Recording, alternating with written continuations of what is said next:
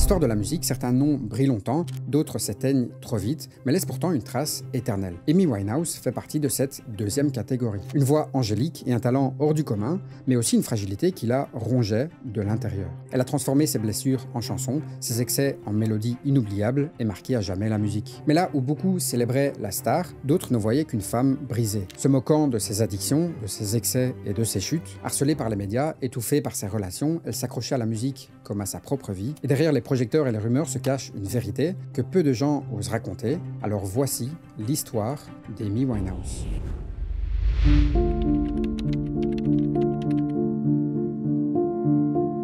Amy Jade Winehouse est née le 14 septembre 1983 à Londres, dans le quartier d'Enfield. Elle naît dans une famille juive, aimante, mais loin d'être parfaite. Son papa, Mitch, c'est le genre de gars qu'on aimerait tous avoir comme pote. Chauffeur de taxi, ancien installateur de fenêtres, et surtout un grand passionné de musique qui chante dès qu'il en a l'occasion. Sa mère Janice, quant à elle, elle est pharmacienne, c'est une femme douce mais très fragile. Elle sera d'ailleurs diagnostiquée d'une sclérose en plaques, une maladie qui va peser sur toute la famille. Et en plus de ça, Amy a aussi un grand frère, Alex. La famille s'installe à Southgate, une banlieue tranquille au nord de Londres, mais derrière les murs, c'est pas toujours la fête. Parce que même si l'amour est là, la stabilité, elle, un peu moins. Ses parents finiront d'ailleurs par se séparer alors qu'elle n'a que 9 ans. Elle vivra principalement avec sa mère et rendra visite à son père et sa nouvelle compagne les week-ends. Mais cette rupture, à un âge aussi jeune, marquera profondément Amy. Elle se sent partagée, tiraillée, comme si elle devait déjà choisir entre deux mondes. Mais malgré tout ce chaos, une chose est sûre, il y a une passion qui unit toute la famille Winehouse,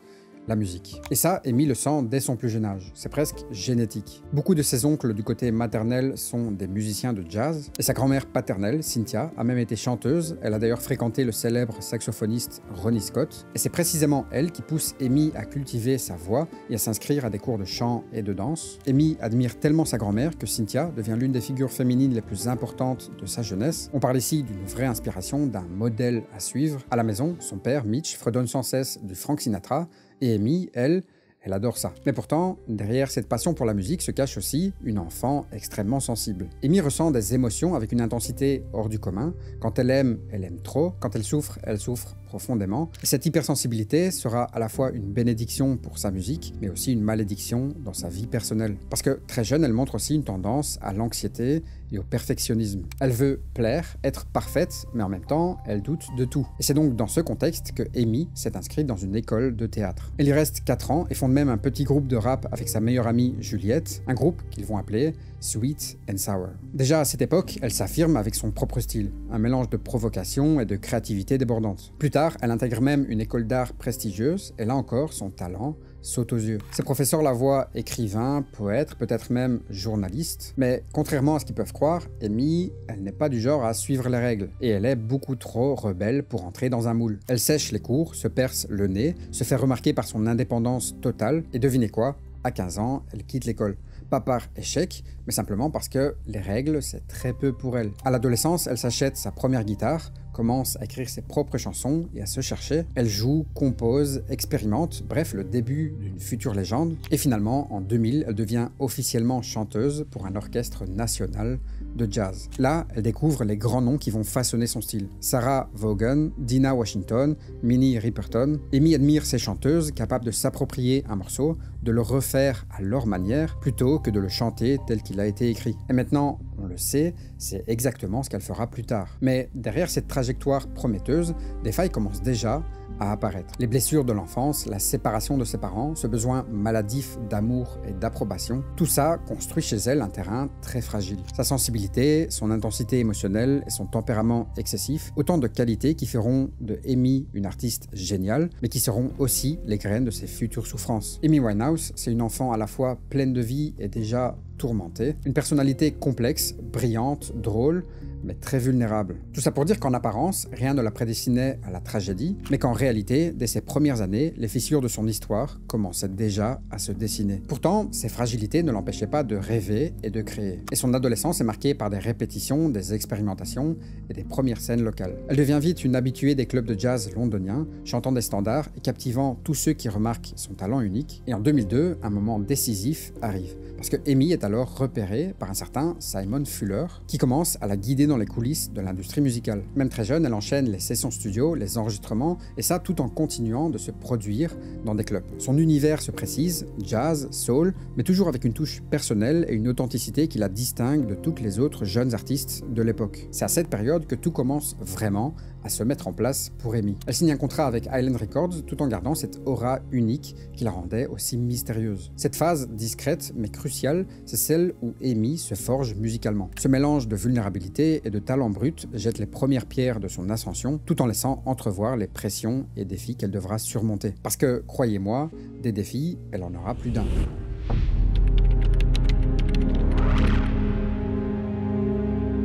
Au début des années 2000, Amy Winehouse entre dans une autre dimension. Elle se fait alors connaître avec l'album Frank, un premier projet sorti en 2003. Frank était un disque très personnel où Amy explorait ses émotions et ses relations avec une honnêteté rare, et l'album contient déjà des chansons très marquantes. Après cette première expérience, Amy se détourne du jazz pur de ses débuts pour plonger dans la soul des années 50 et 60 avec ce goût prononcé pour les girl groups et les sons vintage qui lui collent à la peau. Elle s'entoure des Dap Kings, un groupe new-yorkais qui deviendra son moteur scénique et lui permettra de capturer ce son brut et authentique qu'elle affectionne. En plus de ça, ce qui deviendra l'un de ses plus grands succès, Back to Black, est finalisé en à peine 5 mois et promet déjà de bouleverser le monde musical. Pendant son processus créatif, Amy se montre déjà perfectionniste. Chaque détail comptait. L'inspiration, l'inflexion, l'émotion, et derrière ce souci du travail bien fait se cache évidemment une anxiété constante, un besoin presque maladif que tout soit parfait, que son talent soit reconnu. Et c'est à cette période de sa vie qu'elle fait la rencontre d'un homme dans un bar, un certain Blake Fielder Civil. Très vite, sa relation avec Blake est intense, c'est simple, les deux ne se lâchent pas d'une semelle. Mais j'ai oublié de vous dire une chose importante, Blake c'est un gars qui a beaucoup de problèmes. En réalité, c'est en fait tout simplement un toxicomane. Et leur relation va rapidement afficher une face beaucoup plus sombre. Entre les disputes violentes, les séparations et réconciliations à répétition, leur amour, si on peut appeler ça comme ça, est un vrai tourbillon. Et malheureusement, c'est Blake qui va introduire Amy aux drogues dures comme le crack ou la cocaïne. En l'espace de seulement quelques mois, Blake avait totalement chamboulé la vie d'Amy. Et pourtant, sur un simple coup de tête, il finit par changer d'avis. Il va abandonner Amy, comme une vieille chaussette, et décide de retourner avec son ex. Le mec n'a absolument aucun scrupule. Très rapidement, Amy tombe comme ça dans une dépression amoureuse. Elle noie son chagrin dans tout ce qui lui tombe sous la main, drogue, alcool, boulimie, ça part complètement en vrille. Enfin bref, après s'être fait briser le cœur, Amy a pour envie de retourner en force, histoire de faire regretter son choix à Blake. Et c'est d'ailleurs à cette période qu'elle bâtit son style immédiatement reconnaissable, inspiré de groupes féminins des années 60, en particulier les Ronettes. Sa coiffure en chignon, son maquillage façon Cléopâtre et ses traits rétro rendaient hommage à cette époque tout en affirmant son identité. Et si la presse britannique critiquait souvent son apparence jugée trop provocatrice ou négligée, ce mélange d'élégance vintage et de rébellion punk a fini par façonner une image iconique, indissociable de son personnage artistique. Par la suite, Amy s'implique dans d'autres relations qui, dès le départ, ne sentent pas très bon. En 2006, par exemple, elle vit une liaison avec le chef musicien Alex Clare, qui partage son quotidien, mais vend plus tard des détails privés à la presse, révélant comme ça l'intimité de leur couple. Plus tard, à partir de 2010, elle entretient une relation avec le réalisateur Reg Travis, et elle a aussi été aperçue en vacances avec l'acteur Josh Bowman, déclarant même à ce moment-là qu'elle était amoureuse à nouveau, et que grâce à ça, elle n'avait plus besoin de drogue. C'est un peu comme si elle tentait de remplacer une addiction par une autre pour se guérir. Mais malheureusement, tu t'en doutes, c'est pas comme ça que ça fonctionne. Et donc malgré toutes ces histoires et tentatives de se reconstruire, c'est bien Blake qui reste au centre de son univers, notamment dans ce nouvel album, Back to Black. L'album est littéralement une bombe. Il est numéro 1 au Royaume-Uni et un succès massif aux États-Unis. Dans ce contexte, Blake revient et se dit que cette nouvelle Amy, celle qui enchaîne les plateaux et qui passe en boucle à la radio, en fait, elle lui plaît plutôt bien. Il se dit que peut-être cette superstar de la musique, avec un talent incroyable et un besoin fou d'amour et de reconnaissance, mériterait une deuxième chance avec lui, un gars fauché et toxico. Enfin bref, ce qui devait arriver arriva, et Amy retombe comme ça dans ses bras. Les deux se retrouvent alors petit à petit et choisissent de repartir sur de nouvelles bases. Ils veulent reconstruire quelque chose de solide, tellement solide qu'ils vont décider de se marier. Le truc, c'est qu'ils vont se marier seulement 1 mois après leur retrouvaille. Et le souci, c'est que Blake, c'est un toxico pur et dur. Et Amy, elle a besoin d'amour, tellement qu'elle va décider elle aussi de rentrer à fond dans son délire de drogue. Et c'est exactement là que la vie d'Amy Winehouse va basculer. Le couple se défonce H24 et la vie d'Amy s'enfonce petit à petit dans une relation toxique comme tu en as rarement vu. Parce que le véritable problème, c'est que Blake n'est pas seulement son petit copain, il est aussi son dealer. Et Amy sera donc pas seulement dépendante à la drogue, mais surtout dépendante de lui. C'est de cette façon que l'inévitable arrive, et Amy fait alors une overdose avec un mélange de 5 drogues différentes. Bon, tu t'en doutes, Amy va tenter de combattre cette relation au mieux qu'elle peut. Mais même après leur divorce finalisé en août 2009, elle continue d'évoquer Blake dans ses propos et à vouloir qu'il fasse partie de sa vie. Ses problèmes de santé viennent s'ajouter à ce chaos et en 2008, on détecte chez elle des signes précoces d'emphysème liés à son tabagisme intensif et à la consommation de substances, notamment le crack. Par la suite, Amy sera hospitalisée à plusieurs reprises pour des overdoses de drogue et d'alcool, et elle sera évidemment suivie médicalement pour son anxiété et son alcoolisme. Elle entre parfois dans des programmes de réhabilitation supervisés par des médecins, mais souvent, elle refuse une thérapie psychologique complète. Ses troubles alimentaires comme la boulimie affaiblissent son corps et aggravent son état, et ses fragilités sont accentuées par ses habitudes de vie. Parce que Amy passe beaucoup de temps à rester debout dans son appartement, joue de la guitare, écrit, se repose peu, son corps devient un reflet de ses luttes internes entre addiction, pression médiatique et instabilité émotionnelle. Du coup, inévitablement, sur scène, les effets deviennent visibles. Il y aura d'ailleurs plusieurs passages où elle apparaîtra ivre, incapable de chanter correctement, voire pire. Les fans découvrent alors qu'une artiste de génie peut se briser sous le poids de ses démons. Pourtant, le succès continue de frapper à sa porte, parce qu'en février 2008, Amy gagne 5 Grammy Awards, dont ceux de la chanson de l'année pour Rehab et du meilleur album pop pour Back to Black. Bref, elle est saluée dans le monde entier, alors que, dans l'ombre, elle se débat avec ses addictions. Et donc même dans ces moments de triomphe, elle semble prisonnière. Pourtant, ses proches tentent de l'aider. Son père, ses managers, son équipe, tous l'encouragent à ralentir, à se soigner, mais Amy est déjà enfermée dans un cercle vicieux. Plus la pression augmente, plus elle boit et consomme, plus elle s'isole, et plus les médias l'attaquent. D'ailleurs, les médias n'ont absolument aucune pitié avec elle. Les paparazzi la suivent dans chaque coin de Londres, à Camden, aux sorties des pubs, jusqu'à devant son appartement, et parfois même en essayant de capturer des moments intimes, que ce soit chez ses amis ou sa famille. Les tabloïds s'emparent de ses moindres faux pas, une chute sur scène, un maquillage qui coule, tout devient sensationnel. Les journaux rivalisent pour publier la photo qui sera la plus compromettante, et les rumeurs se propagent à une vitesse folle. Évidemment, face à ce harcèlement incessant, Amy décide de réagir légalement. En 2009, elle réussit même à obtenir une injonction contre l'agence de paparazzi Big Pictures. La justice interdit alors à l'agence de la suivre à moins de 100 mètres de son appartement à Camden et de prendre des photos d'elle chez elle ou chez ses proches. Mais même avec cette petite victoire,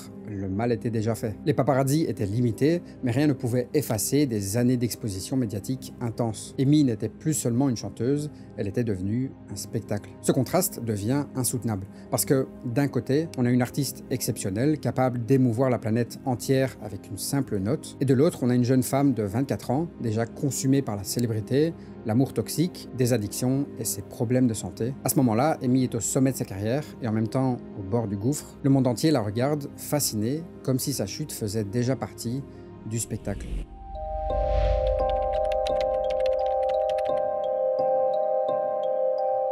Après des années de succès, des hauts incroyables et des descentes tout aussi brutales, Amy entre alors dans la période que beaucoup considèrent comme la période la plus tragique de sa vie. Entre 2009 et 2011, tout semble fragile autour d'elle.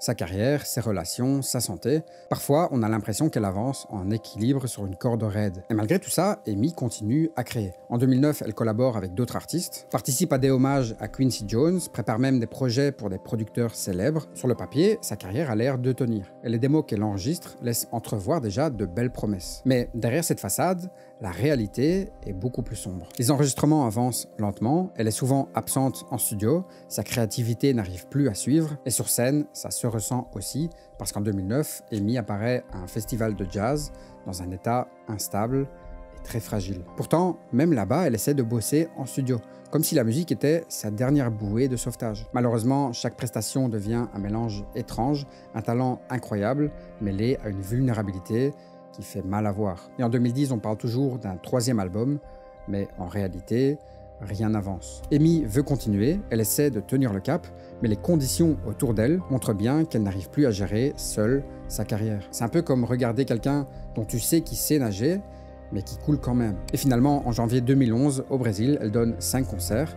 Sur scène, elle oublie parfois les paroles, doit se faire aider par le public et ses musiciens, et quitte même la scène quelques minutes. Malgré tout ça, la foule applaudit. Parce que, au fond, les gens savent qu'elle se bat contre une addiction. Il y a alors dans ces moments quelque chose de triste et beau à la fois, des milliers de personnes qui admirent une artiste qui continue, malgré ses démons. Mais malheureusement, toutes les scènes ne sont pas aussi compréhensives. Le mois suivant, à Dubaï, son concert est écourté. Amy apparaît fatiguée, légèrement ivre, et cette fois, elle se fait huer. Et quand elle arrive en Europe, c'est encore pire. Le 18 juin 2011, sa tournée démarre à Belgrade, et dès la première date, les médias parlent d'un scandale, d'un désastre. Elle oublie les noms des villes, les paroles, les musiciens, et peine à chanter, et les critiques sont honnêtement brutales. Malgré tout ça, Amy essaie de continuer, mais 3 jours plus tard, le 21 juin, la décision tombe. Toutes ces dates sont officiellement annulées pour lui laisser du temps pour se remettre. Mais ce temps-là, elle ne le retrouvera malheureusement jamais, parce que ce moment marque aussi la fin de sa carrière et la lente chute d'une artiste rongée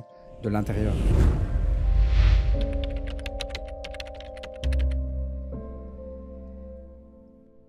We're going to turn now to a major loss in the music world tonight. The gifted singer Amy Winehouse found dead in her London home. She was just 27.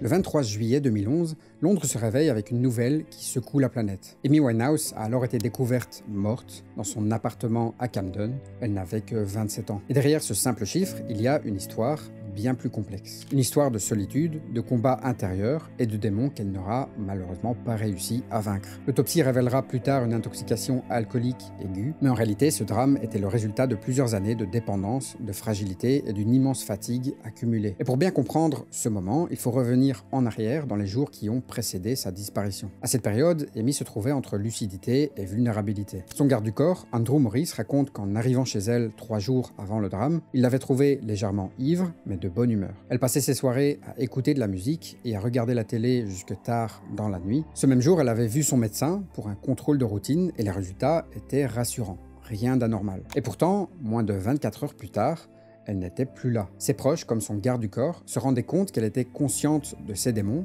mais incapable de les combattre. Et le jour du drame, Amy a passé la matinée et le début d'après-midi seule dans son appartement. Vers 10h, Andrew, son garde du corps, la trouve allongée sur son lit, mais jusque-là, pour lui, il n'y a rien d'inquiétant, parce qu'il avait l'habitude de la voir dans cet état après ses nuits blanches. Le problème, c'est que quand il revient vers 15h et qu'il la voit allongée toujours dans la même position, eh bien là, il appelle les secours. À 15h54, 2 ambulances arrivent et Amy est déclarée morte sur place. Évidemment, dans les heures qui suivent, les médias vont s'emballer. Les tabloïds parlent d'overdose, de mélange dangereux, mais très vite, son père, Mitch Winehouse, dément toutes ces rumeurs. Et les tests toxicologiques le confirment. Aucune drogue illicite n'a été retrouvée dans son corps. Par contre, son taux d'alcool dans le sang était effrayant.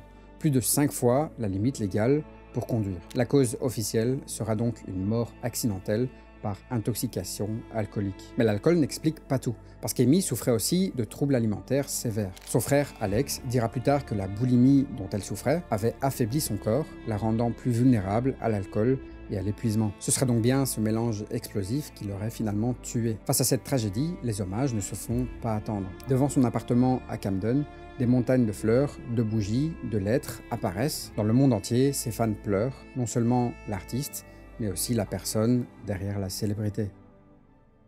Et là, certains d'entre vous se demandent peut-être, mais qu'est-ce qu'est devenu Blake, son ex-mari? Eh bien, quelques années plus tard, poussé par l'appât du gain, il tente de réclamer une part de l'héritage d'Amy Winehouse. Et face au refus de la famille, il sombre rapidement dans le chantage, menaçant de révéler des photos intimes et des écrits personnels d'Amy. Ça montre à quel point cet homme, si on peut appeler ça comme ça, n'a absolument aucun respect, et jusqu'où il peut aller pour exploiter les failles des autres. Enfin bref, la mort d'Amy va aussi relancer le mythe du fameux Club des 27, ce cercle d'artistes disparus à 27 ans. Janis Joplin, Jim Morrison, Kurt Cobain et maintenant Amy Winehouse. Ces funérailles ont eu lieu le 26 juillet dans la plus stricte intimité. Elle sera ensuite crématisée et ses cendres reposent aujourd'hui auprès de sa grand-mère, Cynthia. Malgré sa disparition, l'héritage d'Amy Winehouse reste immense. Sa voix, son style unique, son authenticité, tout ça continue d'inspirer des générations entières. Déjà à l'époque, ses textes dévoilaient une vulnérabilité rare et son parcours tragique nous rappelle à quel point la célébrité, les addictions et la santé mentale peuvent se mélanger de façon destructrice. Aujourd'hui, Amy n'est plus là, mais sa musique, son histoire et son message continuent de résonner.